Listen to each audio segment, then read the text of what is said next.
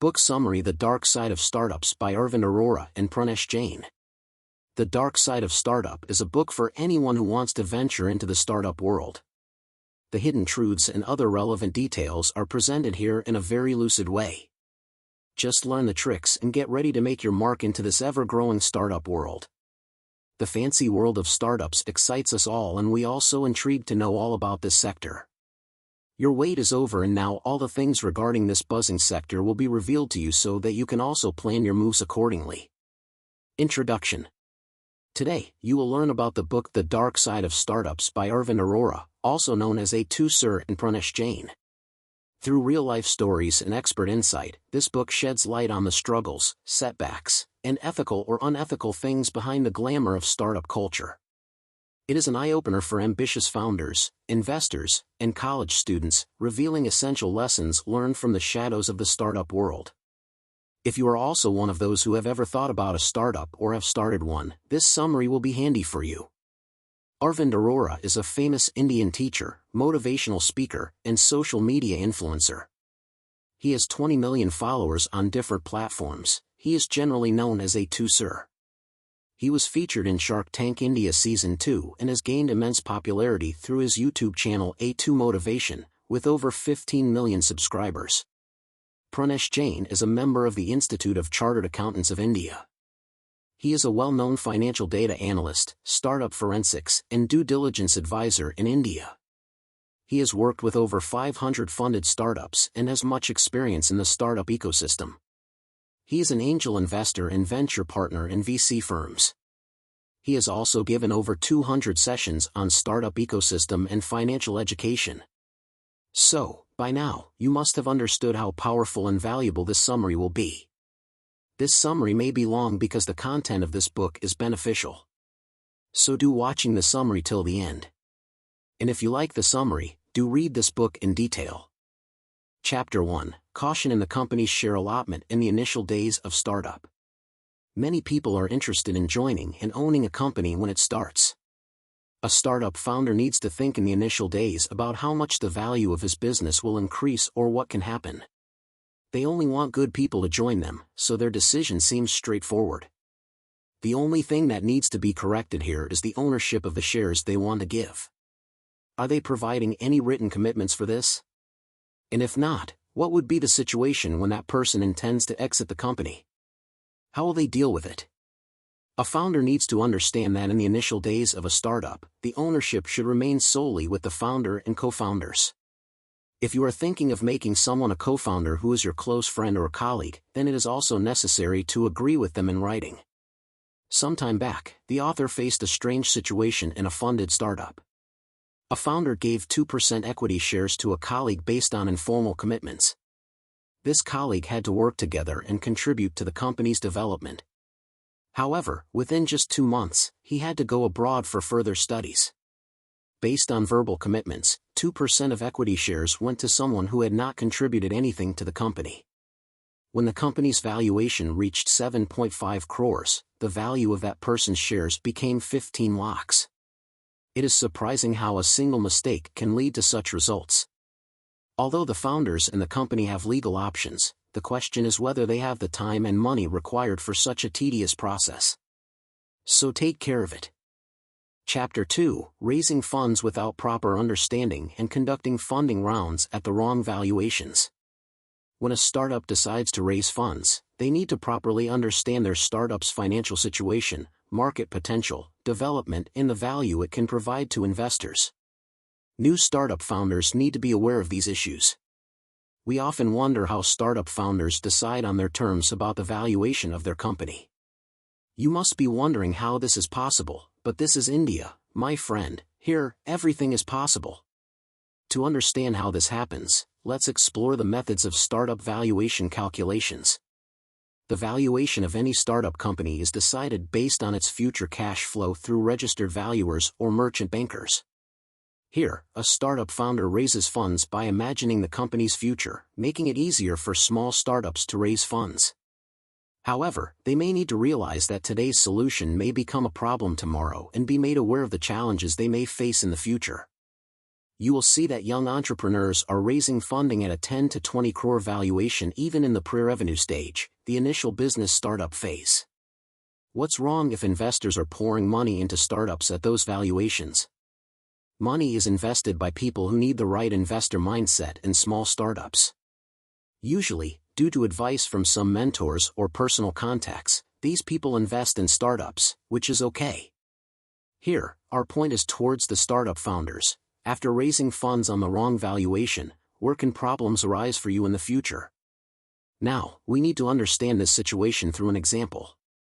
Let's think of a startup founder who forms a company and, after just 20 days, takes funding of 20 lakhs at a valuation of 10 crores. This funding is to help them develop their product. After about 2 months, the product is ready, and the total development cost is 15 lakhs. He started selling the product.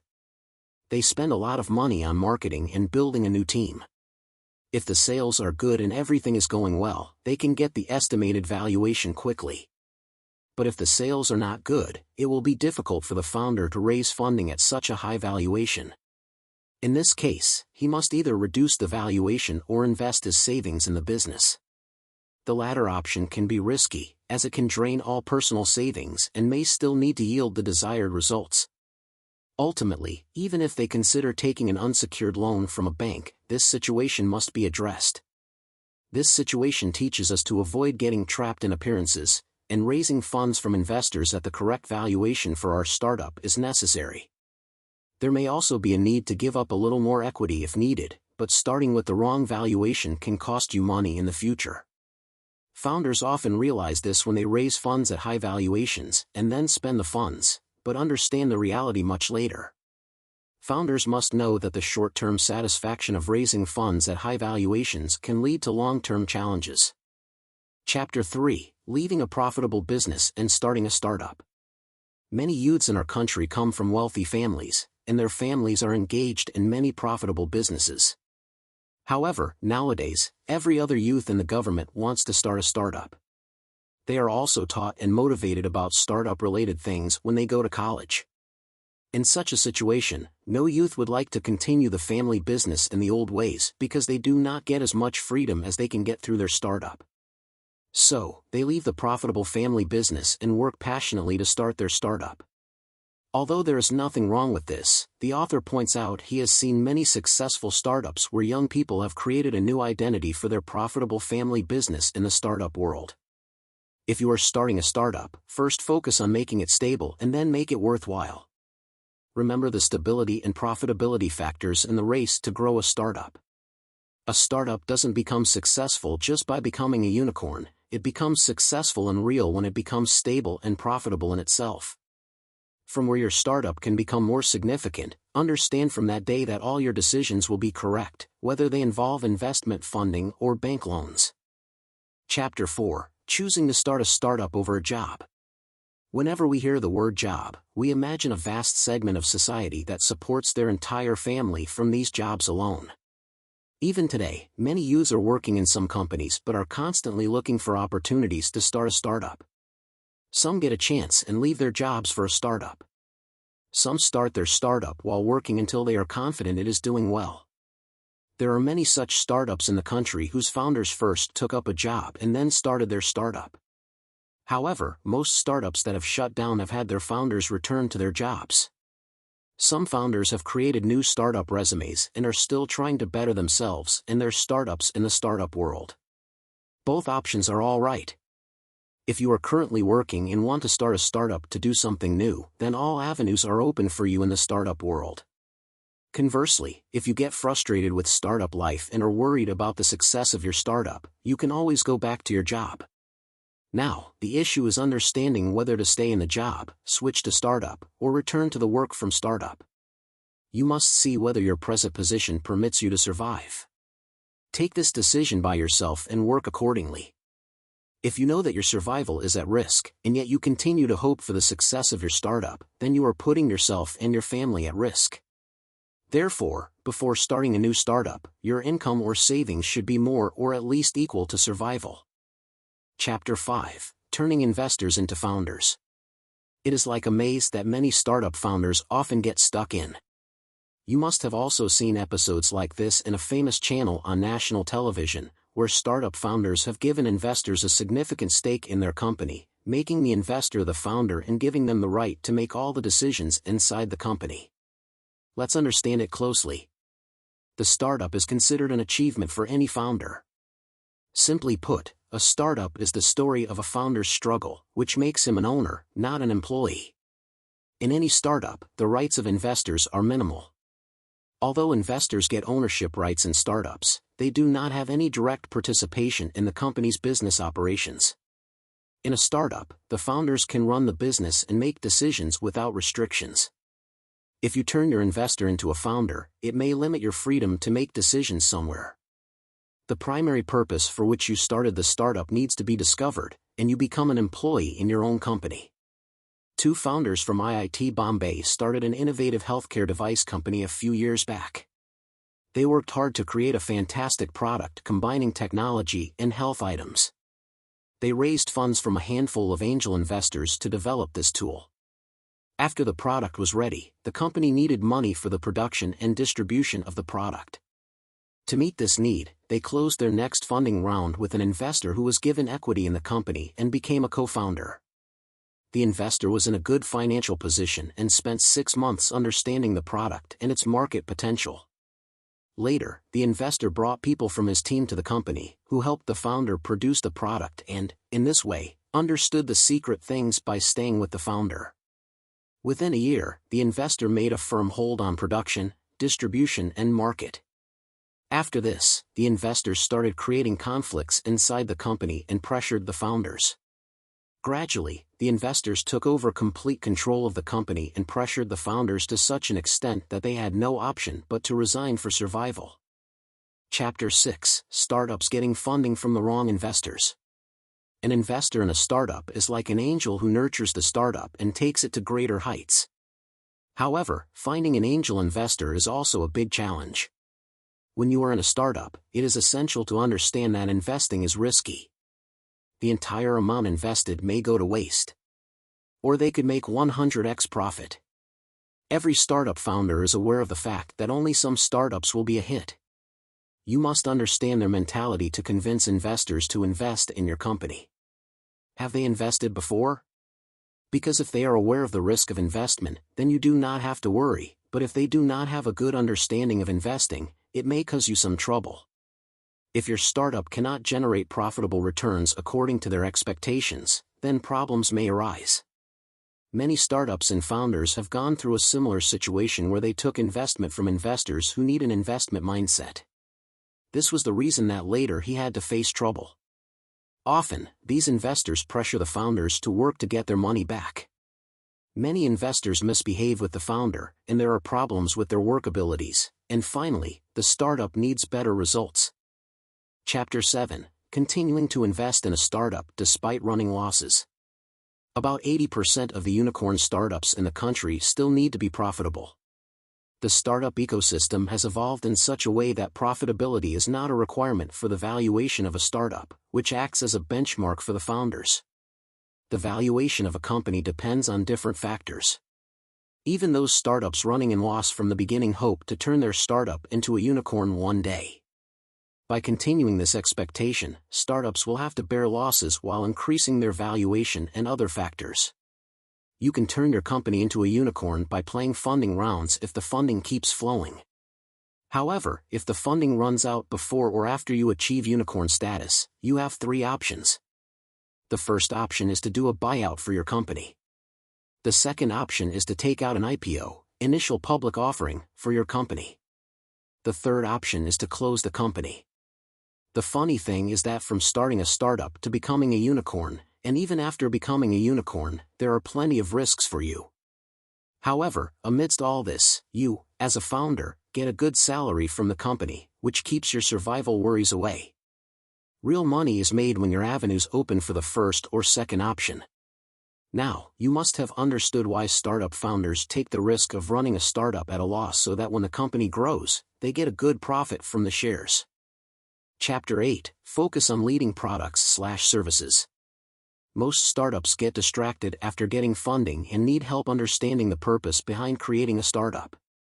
Forgetting all this, they try to sell their company and product/service as just a brand. This distracts their focus.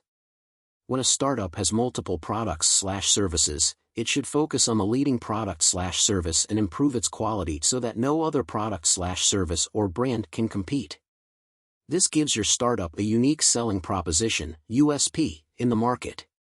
Creating one high-quality product/service is better than coming to the market with many high-quality products/services. Chapter 9: Things needed to start a startup. For this, first of all, you have to go through these processes. Idea: first of all, you must have a business idea. Before preparing for your startup and working on it, validate your vision thoroughly and whether it has a demand in the market. This way, when you start working on an idea, you will be ready to enter the market with a more robust business model. Planning and execution: at this level, you will have to assign the responsibility of taking necessary actions, and along with this, you will have to take care of the market demand. If your product development is not done correctly, you will soon be out of the startup race. You will get to know about it from product testing and market response. Revenue generation: make the sales strategy of the company at this stage. Note that create as many multiple income sources as possible. Funding round: funding is taken at different levels in different startup phases. For example, in the early days of a company, angel investors provide funds. The company gets super angel or some family office funding in the revenue phase. As soon as the company successfully starts its business journey and grows with good revenue, venture capitalist, VC, companies show interest in funding according to the product market and keeping in mind the business model. The journey towards becoming a unicorn begins right here. Exit strategy: a startup founder is not successful when he gets funding, rather, a startup founder becomes successful when he exits the startup at the right time and makes money from it. Planning your exit strategy is essential for a startup founder. An adequately made exit strategy benefits the founder and gives investors good returns. Generally, in a startup, the founder of the investors have the following options for exit. Acquisition: selling a startup to a large company that sees good profits in the startup's technology, product, or customer base. IPO: initial public offering, making a startup public by listing its shares on a stock exchange. This allows investors to sell their shares in the general market. Merger: merge a startup with another company to create synergy or scale more effectively. Management buyout: MBO, selling a startup to its management team, allowing the founder and a few employees to take control. Liquidation: closing the business and selling its assets. Private equity buyout: selling the startup to a private equity firm that wants to increase its valuation and then sell it at a higher price. Chapter 10: How to register a company in India. To register a company in India, you must follow several stages and complete different formalities. Here's a simple overview of the process. Decide what kind of company you want to register. Standard options include private limited company, public limited company, limited liability partnership, LLP, etc. Take a digital signature certificate, DSC. Get director identification number, DIN. Name reservation: choose a unique name for your company and apply for Spice Parta service through name reservation on the MCA portal. Prepare a contract of documents. Prepare necessary documents, including a Memorandum of Association, MOA, and Articles of Association, AOA. These documents give an overview of the company's purpose, rules, and regulations. Fill incorporation documents. Once the name is approved, complete the incorporation documents, including MOA, AOA, and other necessary forms from the SPICE, simplified proforma for incorporating company electronically, set up on the MCA portal. Pay the fees. Pay the required stamp and additional incorporation fees based on the company's authorized capital and other factors. Certificate of incorporation. Once the MCA processes your application and documents, you will get the Certificate of Incorporation. This is the proof of official registration of your company. Apply PAN and TAN. Open a bank account. Compliance and registration. After registration, ensure compliance with various legal and regulatory requirements, such as goods and services tax, GST, registration, if applicable, and any other necessary licenses or permits. Chapter 11: The documents required for the incorporation of the company are Director Identification Number, DIN. Digital Signature Certificate, DSC. Memorandum of Association, MOA. Articles of Association, AOA. Proof of Registered Office. Proof of Identity and Address. Passport-size photographs. Declaration of Consent. Form DIR-2 and DIR-8. No Objection Certificate, NOC. Utility Bill. PAN Card. Declaration of Commencement of Business, Form Inc. 20A. Now you can decide what type of company you want to register: sole proprietorship, partnership firm, or limited liability partnership. They have advantages and disadvantages, which you will get in this book. Chapter 12, Startup Business Model. There are many different types of startup models. The author has given more than 20 business models in the book. We will discuss here only some vital business models. Freemium business model. Freemium equals free plus premium. In the freemium model, users can use the essential services of a software, game or service for free, motivating them to learn and engage with themselves. After some time, users can upgrade and pay fees to get additional or advanced features. For example, Gmail, Google Drive, iCloud, etc. Subscription business model. The subscription business model involves providing products or services to customers regularly in exchange for regular subscription fees. This model has gained immense popularity across different industries due to its potential to generate predictable and stable revenue streams. Examples: Amazon Prime, Netflix, and Shopify. Marketplace business model. In the marketplace business model, a platform is created where buyers and sellers can interact and transact. In this model, the marketplace operator facilitates these interactions and generates revenue in different ways, such as commission, listing fees, or membership fees. For example, Flipkart, Snapdeals, and Amazon. Aggregator business model. In the aggregator business model, a platform is created that collects information, products or services from different sources, combines them and displays them in front of users quickly. Aggregator platforms add value to a customer's life by establishing well-established service provider access and helping users make informed decisions, for example, Ola Taxi, Uber, Airbnb, and Rapido. Pay-as-you-go business model. The pay-as-you-go business model, also known as a use-based or consumption-based model, involves customers paying for products. This model provides flexibility to users, allowing them to pay only for their usage rather than committing to fixed plans or contracts. Example: Amazon Web Service, AWS. Conclusion. So, friends, this is the summary of the book Dark Side of Startup, in which the author discusses all the challenges and opportunities related to startup. There are 39 chapters in this book, and we have covered 12 chapters of its summary. You must read this book in detail for the rest of the chapters.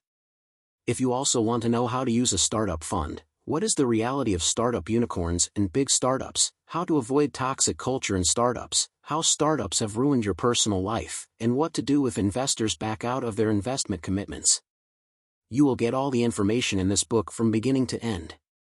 This is a complete book for those interested in startups. So, please read this book now and understand it in detail from the link in the description. In this book, you will get answers to all your questions. The Dark Side of Startups Book Review. Arvind Arora and Pranesh Jain give you insights and inner wisdom of this glamorous startup sector. From the details of how to register a company to funding it further so that it can become a unicorn, both these authors have left nothing unturned to make sure that the readers of this book get to know everything in and out. The book unveils most of the hidden secrets of the startup world for its readers and is very effective in understanding the minute details. However, the book has a specific sector which may not be a concern for many readers. But, for the one who wants to venture or understand this startup culture, this book will prove a goldmine. Thank you for watching. Please subscribe, like and share. See you in next videos.